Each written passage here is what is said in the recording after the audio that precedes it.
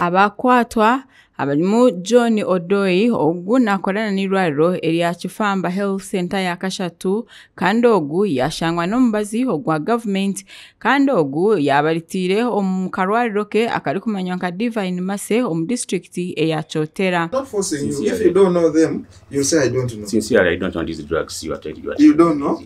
But for us, we got from your outlet and you are the director, you are the owner. It is your private facility. Abandi ni Jackie Narukuya orikora mu irwariro erya Kiwangara hamwe na Chazanga Health Center ya Kana kandi ogu yashangwa omubazi hagupakire omukadeyi ariko yakasherekire ahansi y'emyenda ahari kuguriza engoyi omu district ya Masaka. Ogu bashanga ngo abire nakira koragana na Julius Musobore kandi ogu nawe nakora n'irwariro erya Chazanga Health Center ya Kana aho bashanga omubazi agutire omu karwariro ke aka St Teresa Medical Center omu district ya Rengo. Ebi byahamisiriziwa ori omugambirizi w'ekitongore ekya National Drug Authority omwihanga Abias Rwamwiri obuyanagambaho na Tayari West. Rwamwiri yahamya ngu obwahati bakwasira abantu bari kwingana 36 abashanjurana n'emibazi ebarirwe mu sente eziri kurenga ombiliyoni 13 ekiyagira ngo ekintu cyongera okufereza ihanga. Kuri bukwekweta cyo kutangira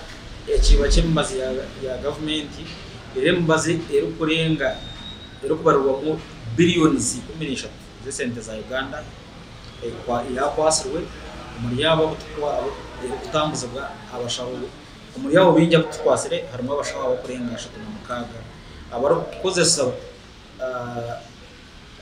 uburunji bwo kubera n'imirimo yo kuhereza abantu baburije mubazi ngabo kuyendeza bakagiha mu marwaro bakagitora mu marwaro ngabwiza. Ubiyashaba abanya-Uganda okumani babahereza amakuru aho baragume bashanga omubazi ogwa government omu marwaro g'abantu buntu ari kugira ngo ebikwekweto nkebi nibicengera kugenda omu misho. Tutera abanya-Uganda umuranga